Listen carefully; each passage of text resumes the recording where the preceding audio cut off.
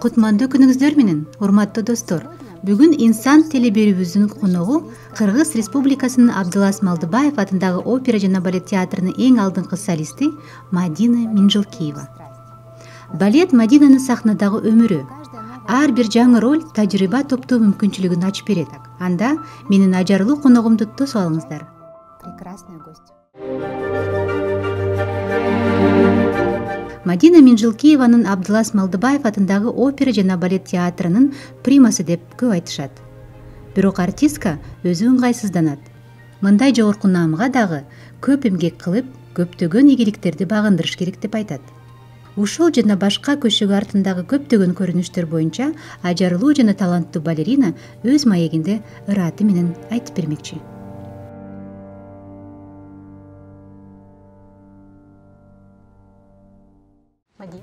Мадина, саламатсызбы? Сиз менен таанышканыма мен абдан кубанычтамын. Албетте алгач менин өзгөчө суроо берүүдөн баштасам. Сиздин фамилияңыз абдан белгилүү. Агаңыз опера жылдызы Болот Минжилкиев Кыргызстан эле эмес, СССРдин да эл артисти. Легендарлуу талант катары постсоветтик жана чет өлкөлөрдө искусстводо өзгөчө орду бар. Сиздин жашооңузда ушул фамилиянын оң жана терс таасирлери болду беле? Бала чагымда агаңдын колдоосу, агаңдын арты менен өнүгүп жатасың деген сөздөр болгон.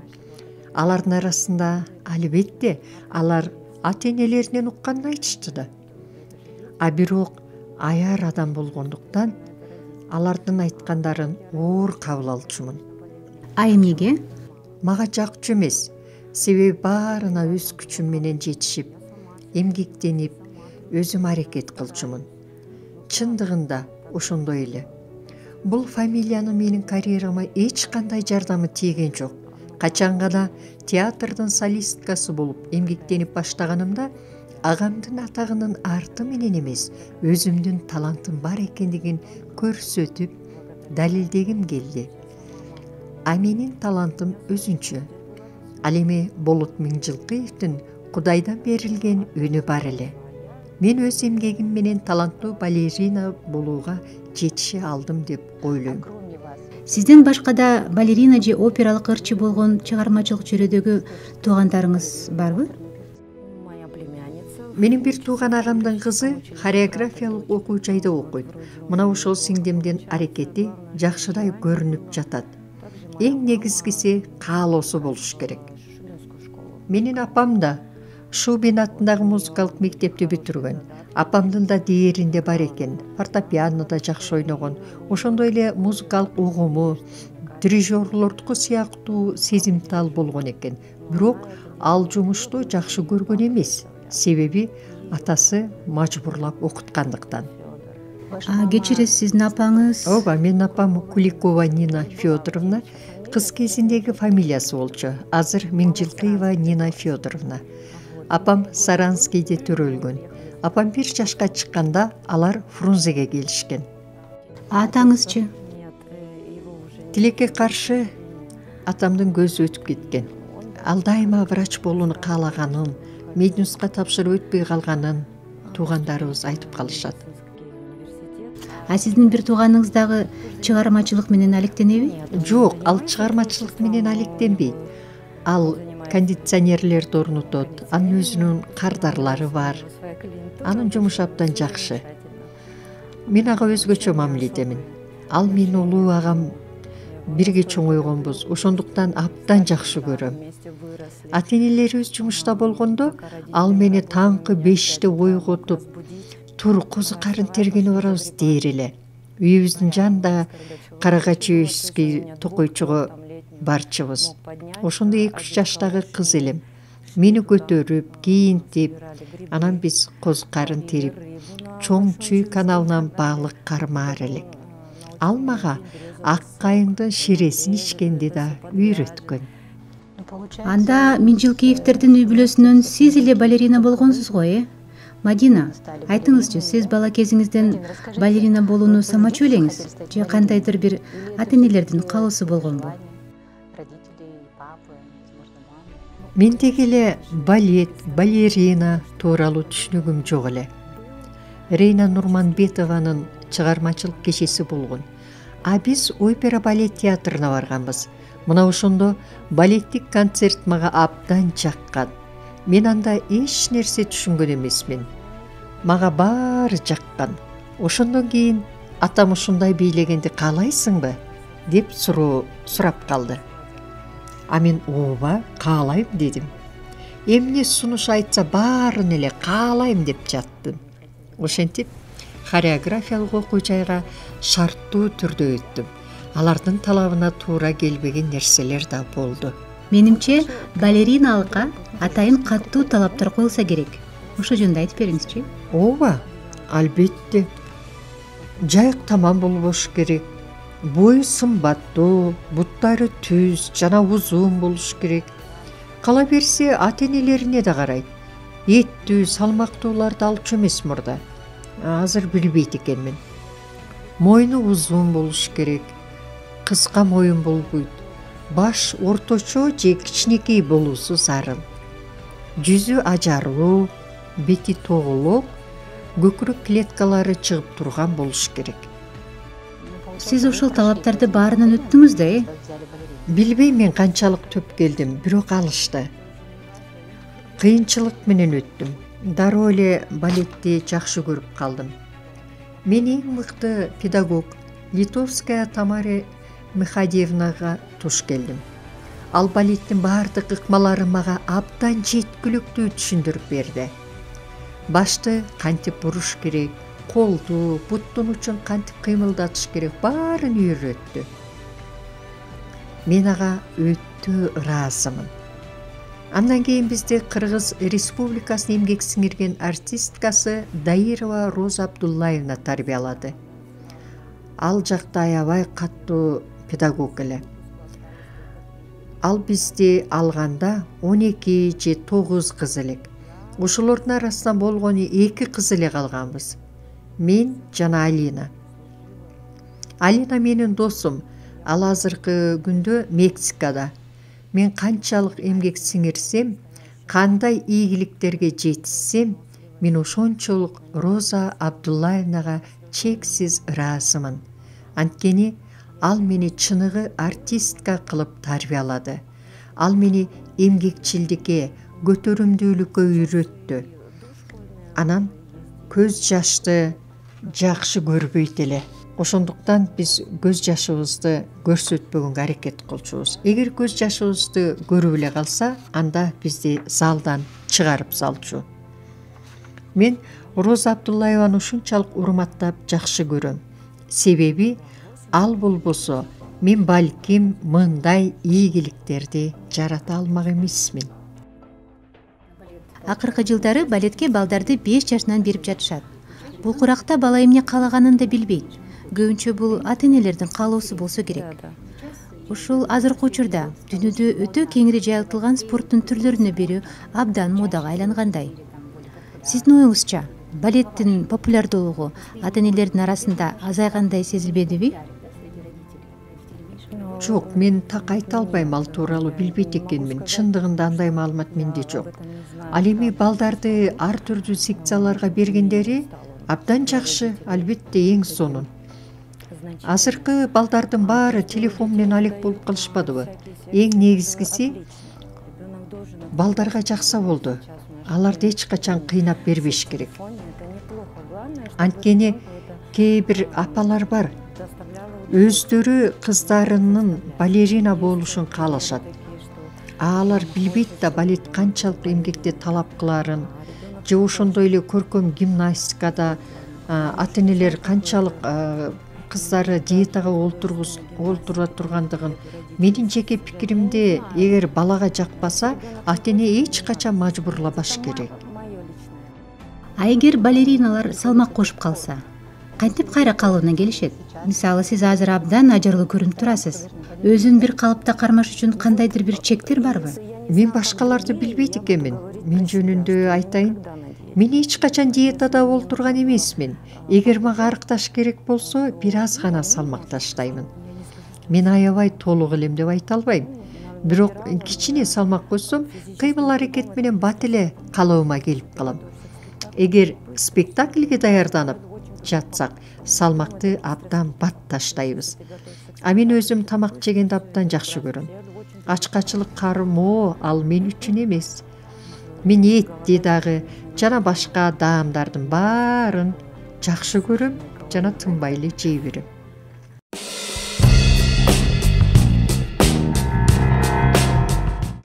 Мадина, эсиңиздеби? Биздин эң атактуу балериналыбыз Айсулуу Тукумбаева деген болгон. Ал азыр Туркияда таланттуу балериналарды тарбиялап жатыптыр. Ал жакта педагогдор жана концертмейстерлер абдан бааланат. Ошондуктан биздин абдан көп педагогдорубуз, артисттерибиз, балериналарыбыз чет жакка кетип калышты. Албетте, Айсулуу Тукумбаева да кетти. Мен аны абдан жакшы түшүнөм. Анда сиз эмнеге кетпей калдыңыз? Себеби менин балдарым, апам бар. Албетте апамды жалгыз таштай албайм. Сиздин 3 уулуңуз бар экен да, алар чоңоюп калышты деп жатасыз. Балдарыңыз жана үй бүлөңүз тууралуу айтып берсеңизчи. Ооба, 3 уулум бар. Алар абдан тарбиялуу, мени абдан жакшы көрүшөт. Үйгө аябай чарчап келгенимде алар туура түшүнүшөт. Менин тынчымды алышпайт. Албетте, сизге калп айткандай болбойн, чындыгында балдарыма аз убакыт бөлөм. Анткени жумуштан убактым жетишпегендиктен балдарымды атайын педагогдор үйгө келип окутуп жатышты. А мен аларды материалдык жактан каржылап турдум. Ошондой эле чоң атасы, атасы жакшы, алар биргелешип, кошо тарбиялашып, колдон келгендин баарын балдар үчүн жасадык. Жеке өзүм көңүлдөгүдөй көп убакыт бөлө албаганыма кээде ичимден өкүнүп калам. А сиздин жолдошуңузчу? Ал дагы чыгармачылык үй бүлөдөнбү? Ал жакшы ырдайт. Ошондойбу? Качан биз таанышканыбызда? Айтмакчы. Жашоонун кызыгын карабайсызбы? Адил Ниязович менин жолдошумдун атасы да. Булат Абдуллаевич менен жакын дос болгон. А Булат Абдуллаевич жайында Равшанды Питерге алып кетейин деген, ошол жактан вокал боюнча окуусун улантсын деп менин жолдошумдун аты Равшан да. А мени Вагановский училищага алып кеткен жаткан. Мына биз ошол жерден эле. А сиздер ошол убакта үй бүлөлүү белеңиздер? Жок, биз анда балдар менен болчубуз. Эгер экөөбүз эле кетсек, анда биз ошол жактан таанышмакпыз. Мына тагдырдан качып кутула албайсың деген ушул. Ушундай кызыктуу болуп тагдырыбыз биригип калган. А сизде чет жерден стажировкадан өтүү же чет өлкөдө барып жашоо тууралуу эч кандай каалоо жок беле? Пандемия учурунда мага ушундай ой келди. Себеби бул жерден балдарымдын келечегин көрө албай турам. Балдарыңыз үчүнбү же карьераңыз үчүнбү? Жок, карьера үчүн эмес. Мен эмнени кааласам баарына жеттим. Тилегимди орундаттым. Азыр биринчи орунда менин балдарымдын келечеги турат. Мисалы, менин балдарым Азербайжан улутунан да. Алардын келечегинен кооптунум. Мен бул жерден балдарымдын келечегин көрө албай турам. Орус, кыргыз деген сыяктуу улут аралык бөлүнүүчүлүк болбош керек. Баары бирдей деңгээлде болгону жакшы. Ошентип ойлойсузбу? Ооба, ошондой болот. Мына азыр көрүп атпайбызбы, ошондой эле болуп жатат го. Канча досторубуз кетти ушундайдын айынан. А сиздин жолдошуңуз Азербайжан болсо, анын кичи мекенине кетүүнү каалабайсыздар беле? Жок, ал жакка барбайбыз. Мен Россияга, мүмкүнчүлүк болсо дагы да Россияга. А сиз биздин хореографиялык окуу жайын бүтүргөнсүз. Сиздин агаңыз, ошондой эле Рейна Чокоева жеңиңиз болсо, абдан чоң мүмкүнчүлүктөрүңүз болсо керек. Рейна Чокоева да бирден бир көрүнүктүү балерина да. Ал дагы чет өлкөлөрдө абдан жакшы таанымал болгон. А эмне үчүн сиз чет өлкөдө, жок дегенде Ленинград, Москвада окусаңыз болмок, же ошол жактарда өнөрүңүздү тартууласаңыз болмок да? Эмнеге мындай мүмкүнчүлүктөрдү пайдаланган жоксуз?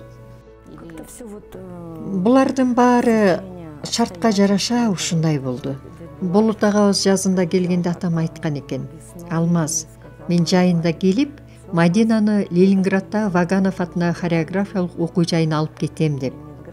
Бирок ал тилеги ишке ашпай, Болот агабыздын көзү өтүп кетти да. Ал сиздин атаңыздын бир тууган агасы болгон да, Ооба, бир тууган агасы, атам эң кичүүсү эле. Атаңыз канча бир тууган эле? Алар 4 бир тууган болушкан, 4-өө тең уул эле. Балким алар тууралуу жана үй бүлөлүк катышыңыздардагы эсиңизде калган күндөрдү эскерип айтып бересизби? Албетте, үй бүлөлөрүбүз менен катышчубуз. Мен абдан кичинекей элем, ал учур абдан кызыктуу жана шаңдуу эле. Менин эсимде, Болот агамдын Бөкөнбаев көчөсү жактагы 28 мектептин жанындагы үй абдан чоң эле. Ошол үйдө Болот Миңжилкыевдин небереси менен ойноп жатканбыз. Анан эле люстра титрей баштады. Анан айнектер, эшиктер титиреди. Мен эмне болгонун түшүнбөй калдым. Анан залга чуруккап чыксам, Болот агам ырдап жатыптыр. Анын үнүнөн үйдүн баары жер титирегендей болот эле. Ал ошондой эле абдан даамдуу тамактарды даярдачу. Абдан шаңдуу болчу. Бирок мен кичинекей болгондуктан көп көргөн жокмун. Анткени ал көбүнчө иш сапарларда болчу да. Албетте, мен ал кишинин абдан атактуу, абройлуу адам экенин билчүмүн. Менин атам Болот агамды абдан жакшы көрүп, сыйлап турчу. Дайыма жакшы сөздөр менен эскерээр эле. Сиздин атаңыз эң кичүүсү, Болот Миңжилкиев эң улуусу болгон турбайбы? Ооба, атам эң кичүүсү эле. Атам айтып калар эле, Болот мени тарбиялаган деп. Эң улуусу болгондуктан ата ордуна ата болуп, атамды тарбиялаган экен. Атаңыз эрте көз жумган экен. Апаңыз жалгыз тарбияладыбы сиздерди? Апам бизди эч нерседен кем кылбай чоңойтtu. Мен апама терең ыраазымын. Тамеки фабрикасында түнкү сменада иштечү. Абдан жумушу оор эле. Бир ирет мени жумушуна ээрчитип барган. Түнү менен машинист тынбай иштейт, өтө оор эле. Ал бизди багып, анан да абдан мыкты кийинтет эле. Мен аябай бай эмесмин, силерге улам арзан кийим алып бергидей деп тамашалачу. Мен апама аябай ыраазымын. Мен бир жерден окудум эле. Майя Плисецканын мындай сөздөрүн. Балерина болуу бул дайыма кыйноодогу гүлдөй деп айткан сөздөрүн. Бул чын эле ошондойбу? Албетте, бул сабыры жок, жалкоо адамдар үчүн эмес. Сөздүн түз маанисинде сен өзүңдү өзүң кыйнап өтөсүң. Айтсаңызчы, кинолордо же балетке жакын чөрөлөрдөн балериналардын аябай атаандаштыгын байкоого болот. Ушул көрүнүштүн канчалык чындыгы бар? Ооба, бул нерсенин кандайдыр бир чындыгы бар. Бирок азыркы учурда биздин кыргыз балетинде таптакыр башкача көрүнүш. Балким мурда атаандаштык абдан күчтүү болгон чыгар. Мен жөн гана өз максатыма жетүү үчүн абдан аракеттендим. Ар бир таланттын өз алдынча мыкты жактары болот. Ар биринин жетишкен жана жетишпеген жактары болот. Менде эч качан көрө албастык болгон эмес. Кимдир бирөөдөн мыкты болоюн деген ойда болгон эмес. Мен өзүм үчүн, көрүүчүлөрүм үчүн иштечүмүн. Анан педагогум ыраазы болсо, апам сүйүнсө деп эле ойлочумун. Прима деген статусту ким ыйгарат? Театрбы же ар бир эле балерина бара-бара прима боло алабы? Ооба, мен кээде окуп же угуп калам кесиптештерим тууралуу же мен жөнүндө прима дегендерди. Бирок мен айтам, эч кандай прима эмесмин. Антип жазбагыла деймин. Анткени Кыргызстанда прима деген статус жок. Бул статусту официалдуу түрдө Маринский театрда, чоң театрда, Лондондо, Францияда, Америкада атайын расмий түрдө тапшырат. Биздин өлкөдө балет искусствосу кандай деңгээлде? Кандай баа бересиз? Бизде азыр абдан таланттуу жаштарыбыз бар. Бирок келечектери өтө бүдөмөк. Театрдагы спектакльдердин деңгээли төмөндөдү. Театр спектакльдерди жаңыртууну, декорацияларды жаңылоону камсыз кыла албай калды. Артисттерге эмне керек? Сахнага чыгыш керек. Мурдагыдай гастролдор таптакыр жок, жетиштүү камкордук көрүлбөйт. Гастролдор уюштурулбайт. Советтер Союзу учурунда жатаканалар берилип, жашоо шарттарына көңүл бөлүнүүчү. Азыр алардын бири жок. Ошондуктан хореографиялык окуу жайында окугандар бүтөөрү менен чет жактарга кетишет. Анткени аларга ал тарапта суроо талап абдан күчтүү. Булар жакшы маяна алып, жакшы жумуштарга орношо алышат. Амана сиздерде опера балет театрында айлык акы кандай? Ой, өтө эле аз. Мисалга бизге жаштар келет. Алардын айлык акысы 7000 сом. Ошол акчага жашай алабы? Алар өмүр бою ата-энесинин багуусунда олтура албайт да, туурабы? А сиздин эмгек стажыңыз 20 жылда. Сентябрда 22 жыл болот. А сиз канча айлык акы аласыз? Болгону 17 000. Анында 2000 эмгек сиңиргениме кошулду. Бул сумманы алганыма да аз эле. Бир 4 жылдай эле болуп калды. Эгер сизге балетти ташташ керек болсо, эмне менен алектенмек элеңиз? Эгер 1 жыл мурда болсо, ушул суроо берилгенде, балким ыйламакмын. Анткени бүтүндөй өмүрүмдү арнап, учурунда балдарымды таштап келип иштеген, ушунчалык сүйгөн балетимди таштамак эмесмин. Кайда болсо мен деп операция Ы кинофильминдеги каармандай болуп иштеп жүрдүм. Азыр пандемия учурунда жумуштан кетүүнү ойлондум. Учурунда анан абдан татынакай кетиш керек. Мени жап-жаш татынакай боюнча эстеп жүргөндөрү жакшы деп ойлойм. Айрым мисалдар болгонда көрүнүктүү адамдар балетти таштай албай, жаш өтүп калганына карабай бийлеп жүрүшкөндө аларды кеп кылышкан. Келбети жаш эмес, бирок жизелди бийлейт. Өнөктөшү жаш, 18 жаштагы жигит.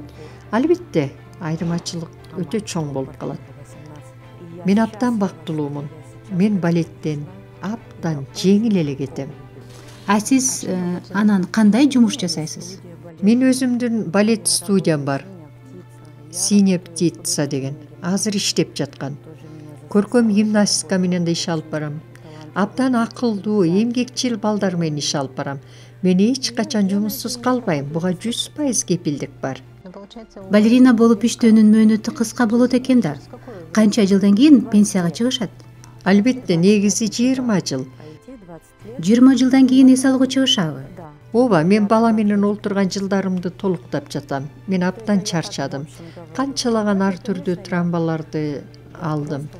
Эгер алардын баарын эсептесең абдан көп. Мен жолдуу болгондуктан алардын баарынан жакшы айыгып кеткенмин. Демек балет абдан көп жараат ала турган кесип турбайбы? Аябай бутумдан жыгылгам, тизеден жараат алгам, эгим ачылып кетип тиктиргенмин. Же бутун гипсте болот, дайыма бир жерин канап жүрөсүң. Мен ушулардын баарынан чарчадым. Эми тынч жашагым келет. Биздин коомдогу аялдарды кандай ойлойсуз? Азыркы заманбап аял заты абдан жетишкен, эркектер менен тең тайлаша алышат дешет эмеспи? Сиздин оюңузча, бул кандай? Бул жакшы тенденциябы? Мен билбейм, жакшыбы же жаманбы. Бирок биздин шартыбызда албетте жакшы. Менимче бул жерде эркектердин да күнөөсү бар. Анткени аялдарды ушундай чекке жеткиргендиктери үчүн. Мен өзүмдүн да башымдан өткөн, жолдошумдун сөзүнө ынанып, балетти таштаган учурум да болгон. Анан аял адамдын майда баратына керектүү нерселер үчүн дайыма тигиге бер, буга бер деп суранып олтурбайсың да. Албетте бул менин жолдошум жөнүндө эмес. Үйдө олтурганда аялдар деградация болуп кетишет, өздөрүн таштап жиберишет. Мен үйдө олтурганда мен ашпозчу, мен жыйноочу, мен үйдө балдарды караймын, апамды караш керек. Өзүңдүн кебетеңди караганга убакыт табылбайт. Акачан өзүңдү өзүң өстүрүүнүн үстүнөн иштесең, карьераңды алдыга жылдырсаң, үйдөгү жолдошуң да сага башкача мамиле жасайт. Ал эми үйдө үй кожойкеси болуп олтурсаң, буга боло берет, бул чыдай берет дегендей кайдыгер мамиле болуп калат. А эгер өзүңдү өзүң камсыздаганда эч кандай сөз болушу мүмкүн эмес. Эгер 10 жыл артка көз чаптырсак, сизде кандайдыр бир өкүнүү барбы? Жок, мен бактылуумун. Менде эмне бар болсо, эмнеге жетишсем баарына бактылуумун. театр үчүн да, үй бүлөм үчүн да колумдан келгендин баарын жасадым. Эми башка өңүттө дагы өсүш керек. Өзгөчө педагогикалык багытта өнүгүү учур талабы деп ойлоймун. Абдан кызыктуу маегиңизге чоң рахмат. Бар болуңуз, Рахмат, Мадина. сиздерге да чоң рахмат.